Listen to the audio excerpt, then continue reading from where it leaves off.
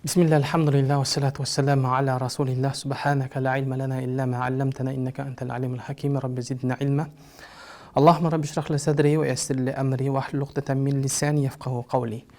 Сөзімді чексіз мейірімді жана ченемсіз ырайымды болған Аллах Тааланын исми менен баштагандан кийин бүткүл аламдын ээси болгон, бүткүл аламды жоктон бар кылып жараткан Аллах Таалага чексиз мактоолорду айтып, андан кийин биздин сүйүктүү пайгамбарыбыз, пайгамбарлардын эң акыркысы, бирок Аллахтын алдында эң кадыр бартуусу болуп, биринчи болуп, беш эшик ачыла турган пайгамбарыбызга жана пайгамбарыбыздын көз кубанышы болгон пайгамбарыбыздын үй бүлөсүнө жана пайгамбарыбызды көрүп иман келтирген, тирүүсүндө бейиш менен сүйүнчүлөнгөн сахабаларга, анын бассабында турган Абу Бакр, Умар, Усман, Али разияллаху анхуларга Аллахтын салам жана салаваттарын жолдогондон кийин сиздер менен дагы бир жолу эфир аркылуу буга чейинки баштаган долбоорубуздун негизинде Тавкул итқи алал арбаина нията ар-рифқи деген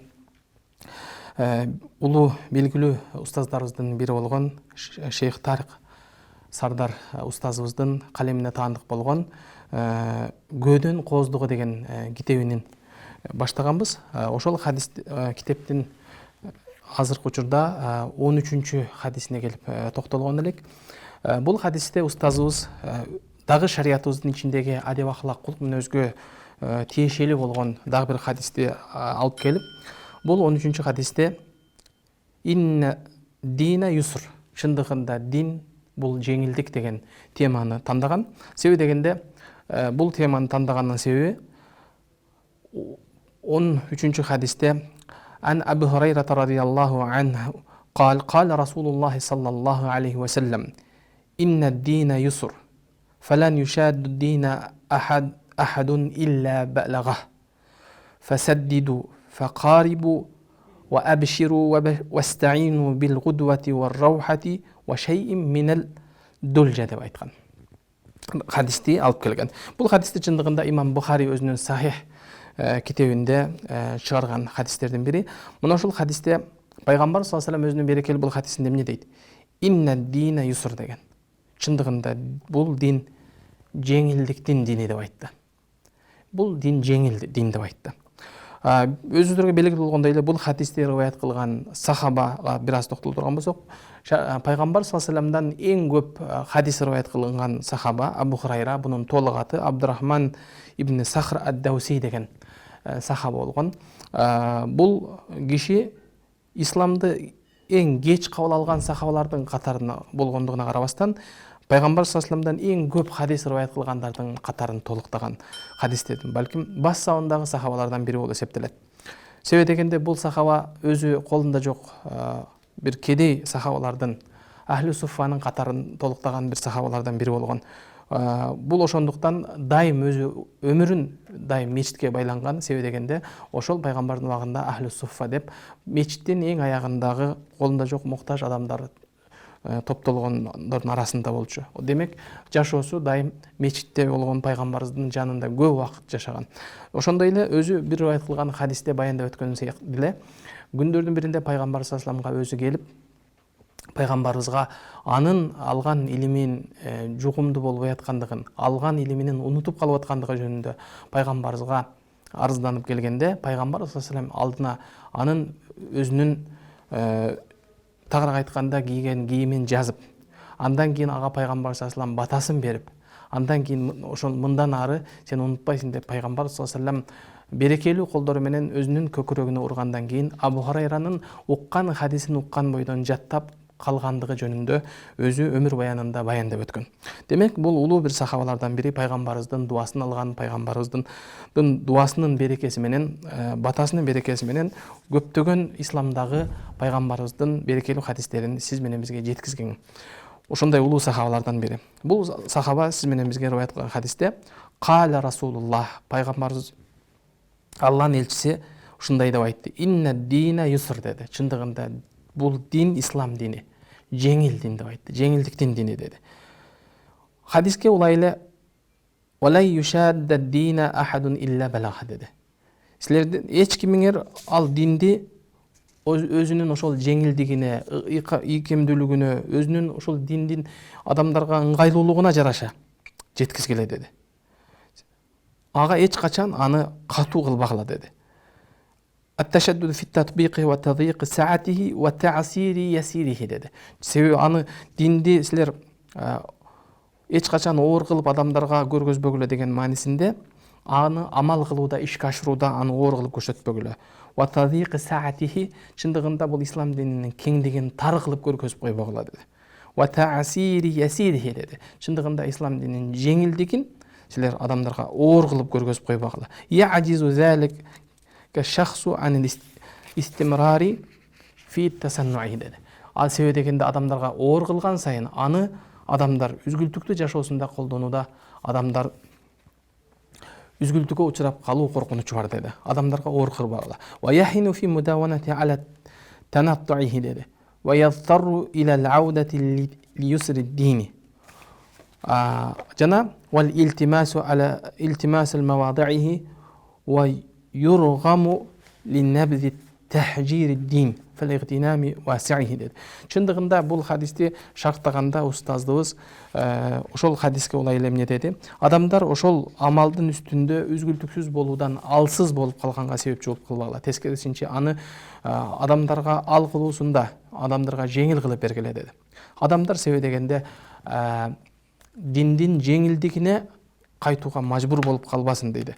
Жана ошондой эле пайгамбар саллаллаху алейхи вассаламдан дагы бир башка хадисти алып келип, ошол диндин тескерисинче кеңдигин адамдарга ошол мүмкүнчүлүктү бергиле, ошол мүмкүнчүлүктөн адамдар пайдалансын деген хадисти айткандан кийин пайгамбар саллаллаху алейхи вассаламдан дагы бир башка бир хадисти алып келип, калла расулуллахи саллаллаху алейхи вассалам, пайгамбар саллаллаху алейхи вассалам бул хадисте ушундай деп айтат: инналлаха а'та kulli zi haqqin haqqahu dedi.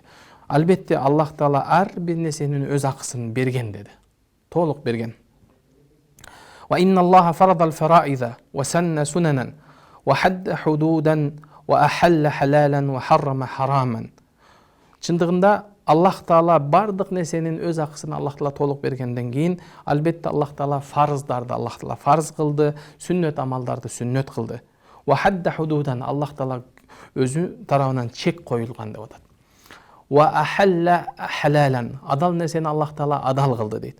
Ва харрама хараман арам нерсени Аллах таала өзү арам кылып тыюу салды дейт. Ва шара ал-ислама ва жаалаху сахлан самхан васиан dedi. Аллах таала ислам динин чындыгында жеңил жана кенен жана кечиримдүүлүктүн дини кылды дейт. Ва ла яжалху даййикан аны адамдарга ушунчалык тар кылып көргөзүп койбогула деген. إذا علمتم ذلك فسددوا في الأمور والسداد إما بالمعنى الصواب إما بمعنى التصوت في العمل dedi. Andan keyin Peygamber sallallahu aleyhi ve sellem'den özü hadisine ulay ile وسددوا degen Peygamber sallallahu aleyhi ve sellem'den hadisindeki tüz bolgula degendin manisi emne deydi?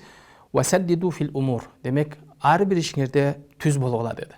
Hakikat üstünde dekem turgula degen manide deydi. İmma bima'na savab hakikat çındıkın üstünde Turanın üstünde bekem bolgula деген mani deydi. İmma bima'na tavassutu fil amal jana tuura tüz bolgula degende balkim çekten aşbastan ortalıkta amal kılgıla деп aytkan deydi. Ve ma'nal hadisi iltazimu savaba fi ittiba'id din ve tatbiqi ahkamihi ve adai ibadatihi deydi.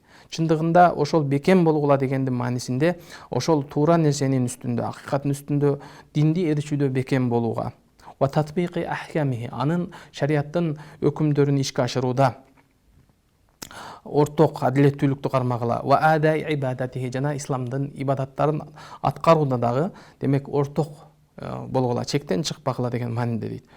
Au ma'na tawassutu bila tanattu'i ve la tasahuli واقتصروا بلا تشدد ولا تهاون واعتدلوا بلا إفراط والتفريط dedi. Çındığında bu vasaddidu degenden manisinde emne deydi? Ortoqtuq daim ошол ортоктукту кармагыла. Адамдарга өтө бир оор да кылып жибербегиле, жеңил да кылып жибербегиле. Балким аны кыскартып салганга дагы, балким өтө бир жеңилдик кылып салганга дагы болбойт дейт. Wa'tadilu bila ifratin wa tafrit dedi. Adilеттүүлүктү тагыраак айтканда шариаттын өзүнүн талабына ылайык гана кармагыла.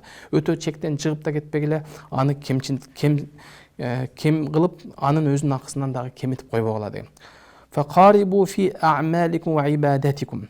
Пайгамбар саллаллаху жана өзүңөрдүн амалыңар менен, ибадатыңар менен тескерисинче адамдар бири-бириңерге жакын болгула деген маанидейт.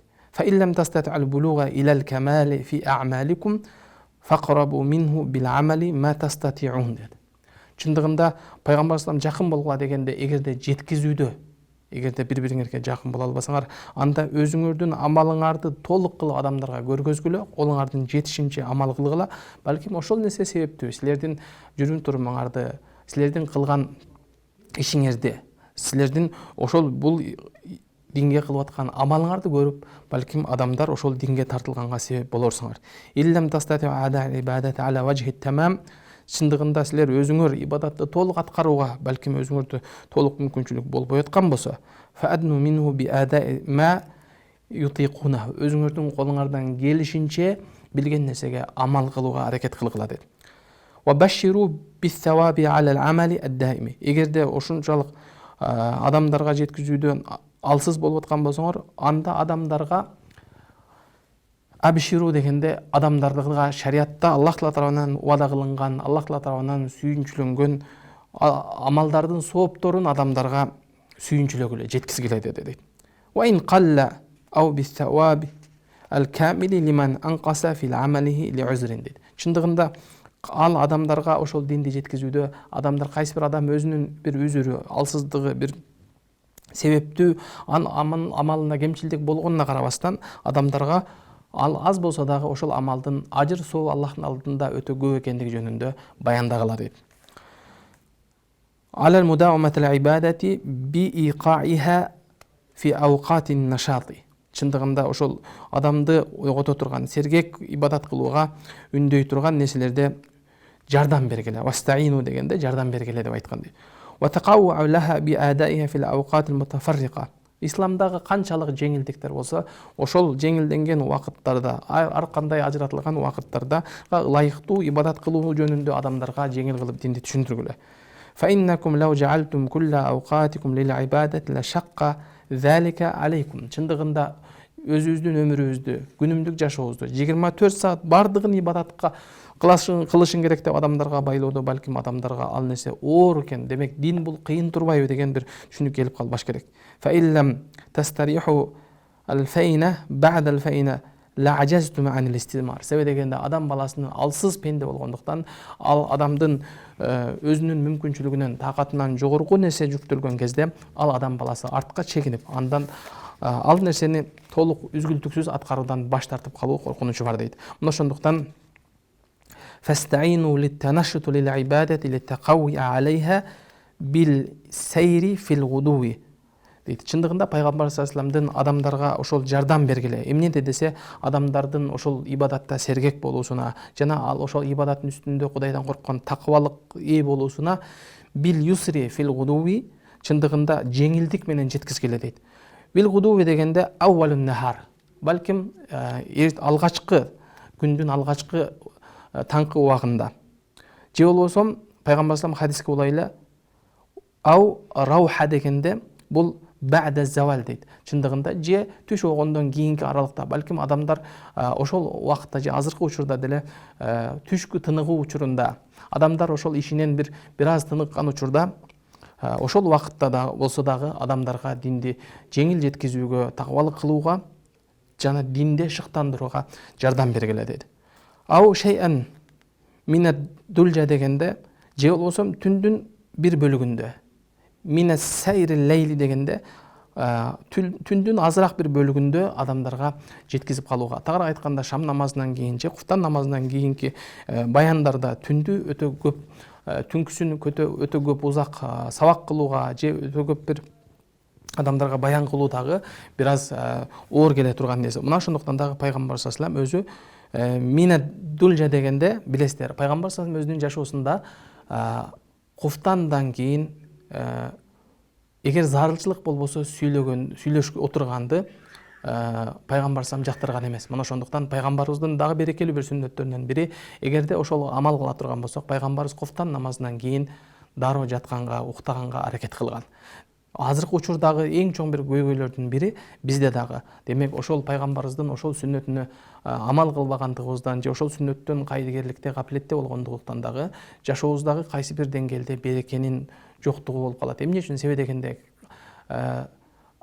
тасаххур дегенде көп түндүн убактысын уйкусуздук менен өткөзгөн адамдарда ал түнкү уйкунун толук болбой калгандыгы, чала уйку, демек ал адамдын күндүзгү кечке бардык кылган иштерине, амал ибадатына терс таасирин тийгизет. Мына ошондуктан дагы пайгамбарыбыздын дагы бир берекелүү сүннөттөрү, пайгамбарыбыз куфтан намазы окулгандан кийин эле дароо жатканга, эс алганга, уктаганга аракет кылган.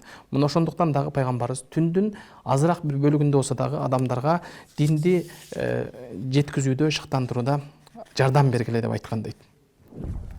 Чындыгында бул адамдарга динди жеңил кылып жеткизүүдө, адамдарга динди оор кылып, адамдарды динден качырып албагыла деген пайгамбарыбыздын бул хадисине ылайык эле устазыбыз дагы бир кыссаны дайым өзүнүн адатына көрө хадистин аягында бир кыссаны алып келет. Бул жерде кыссату рифкил имам Убайдуллах ибн Мухаммад ибн Айша бил фата сукран дейт. Чындыгында бир мас абалында болгон бир баланын Убайдуллах ибн Мухаммад деген белгилүү бир алымдардын бири болгон окуя жөнүндө алып келген. Бул жерде юхка анил мухаддис ал-хафиз сика имам al-кабир Убайдуллах ибн Мухаммад. Чындыгында бул белгилүү улуу бир алымдардын бири 222 хижри жылы менен өткөн улуу алымдардын бири. Анна хаража лейлата минал масжид. Бa'da al-maghrib yuridu manzilaha. Чындыгында бул алым ошол кечки шам намазы окулгандан кийин мечиттен үйүнө кайтып баратканда ида фит тарики фата мин курайшин сукран кад кабада ала имраатин фажазабаха фастагаса алмар'a фаштама ан-нас алейхи фаядрибуна. Бул окуяны зикир кылганда ошол шам намазы окулгандан кийин үйүнө кайтып бараткан кезде ал имамдын жолдо бир окуя болду дейт. Ал окуяда бир жаш жигиттин мас абалында көчөдө башка бир аялдын кол салып, ал аялды кучактаганда, ал аялдын ошол кыйкыргандыгынан адамдар чогулуп, ал баланы ур токмокко алып аткандыгына күбө болду. Фанадара илейхил имам фаарафаху. Ал жердеги имам аны карап отуруп, эмне болуп аткандыгын дароо түшүндү. Факала лин-нас, адамдарга барып айтты дейт. Фатанаху ан ибни ахи деди. Менин бир тууганым, инимдин баласынан алыс болгула деп имам ал адамдарды ажыратып тосуп калды. Сумма кала илейя ибни ахи деди. Эй бир тууганымдын баласы, бас мени менен деп. Фастахи al-фата фажа илейхи фадамма ила нафсиги. Ал ошол кезде ал имамды көргөн жанагы мас абалындагы жигит имамдан уялгандыгында аны өзүнө катуу кысып, аны бас мени менен деп аны өзү менен жетелеп кетти. Андан кийин ошо үйүнө жеткенден фадхалат дар, ал өз үйүнө киргизип, кала ли бa'd гилмани, ал өзүнүн үйүндөгү кээ бир кызматчыларына фабайиту индак, бул баланы таң атканга чейин бул жерде өзүңөр менен кошо түн өткүлө деп буйрук берди. Фаида афаqa min sukrihi fa'alimhu bima kana min wa la tad'uhu yansarif hatta ta'tini dedi. Чындыгында ага эмне болгону жөнүндө кабар берип, аны өзүнө келгенден кийин аны мага учурамайынча кетпекесин деп буйрук берди. Falamma afaqa zakara al-ghulam lahu ma jara fastahya fabaka fahamma bil-insiraf. Чындыгында ал бала өзүнө келгенден кийин, ал бала ошо кечинде болгон окуяны угупкандан кийин уялгандыгынан ыйлап жиберди. Fahamma bil-insiraf. Ал өзү ошол кеткенге дагы ушундай бир шаш баштаган. Faqala lahu al-ghulam. Ал ошол кезде ал алымдын кызматкери qad amara sayyidi an ta'tiyah. Кетерден алдын сөзсүз кожоюнума жолугуп кет деп мага буйрук кылган деди. Фадхала алей. Андан кийин ал имамга жетелеп алып барып киргизди дейт. Фа'атабаху al-имам дейт. Чындыгында имам аябай катуу аны бир уятсыз кызды дейт. Фaqala lahu amastahiyayta li nafsik. Өзүңдөн өзүң уялбайсыңбы деди. Famastahiyayta li sharafik. Жок дегенде өзүңдүн абидиңди, абыройуңдун сактап өзүң уялбайсыңбы деди. Ама тара мен валадак. Чындыгында сен өзүңдү кандай бир адам экениңди, өзүңдү кылган ишиң жөнүндө ойлонбойсуң. Фаттакиллаха фанза амма анта фи. Кудайдан корккун деди. бул абалдан, Кудайдан корккон абалда бул абалды тез мындан таштагын, бул нерседен сурулуп чыккын деди. Фабакал фата мункасира расихи. Чындыгында ал бала ошол өзүнүн ошол кылганына өкүнгөн абалда башын жерге салып, ал Алланын алдында ыйлап, сумма рафа расати. Андан кийин башын көтөрүп, ахаттуллаха ахдан ахаттуллаха ахдан ясалуни анху яумал кияма анни ла ауду ли шурбин набиз деди. Мен Аллах менен өзүм келишип ант берем Аллахка, бул нерсеге мен кыямат күнү кайрадан бул арам нерсени ичкенге кайрадан кайтып барбаймын деп ант ичем деди. Мына ошол кезде ана таибун, чындыгында мен бул арам нерседен, бул жаман нерседен тооба кылдым деп. Факала лахул имам удну минни факаббала раса. Чындыгында бул имам ал баланы өзүнө жакын тартып, пешинесине тарткандай, фа ахсанта я бунайя, албетте бул кылган ишиң өтө бир жогорку деңгээлде жакшы иш деп. Факанал фата ба'да залика ялзам фаяктуб анху хадис. Ушул кылган тооба кылгандан кийин бул имамдан ал сабак алган жана бул имамдын өзүнүн хадистерди жазып, андан кийинки хадистерди жазып, кийинкилерге калтыргандыгы жөнүндө. Мунун бардыгы ошол имамдын динди жеңил жеткизүүдөгү жумшактыгы, анын кичипейилдигине тиешелүү деп жыйынтыктаган.